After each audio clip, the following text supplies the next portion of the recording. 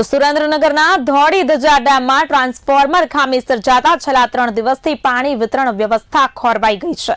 વઢવાણ અને જોરાવર નગર સહિતના વિસ્તારોમાં પાણી પૂરું પાડવામાં આવતું હોવા છતાં લોકો પાણી વિના પરેશાન થઈ રહ્યા છે।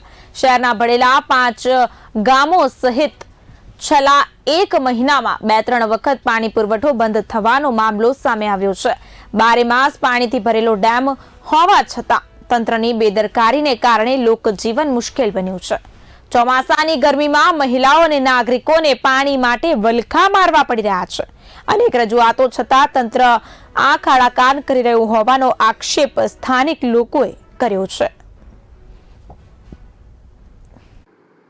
સુરેન્દ્રનગર મહાનગરપાલિકા વિસ્તારમાં ધોળીજા ડેમથી પાણી વિતરણ કરવામાં આવે છે।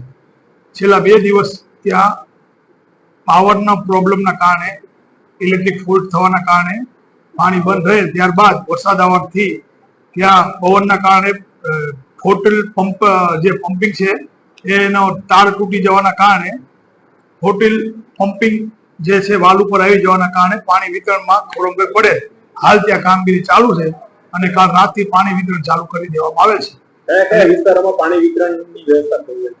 રતનપર, જોરાનગર, ન્યૂ મેઘાણી અને 80 ફૂટના રોડ વગેરે વિસ્તારમાં પાણીના 1-2 દિવસનો પ્રોબ્લેમ થયેલ હતો, પણ કાલ રાતથી પાણી ચાલુ કરી દીધું છે।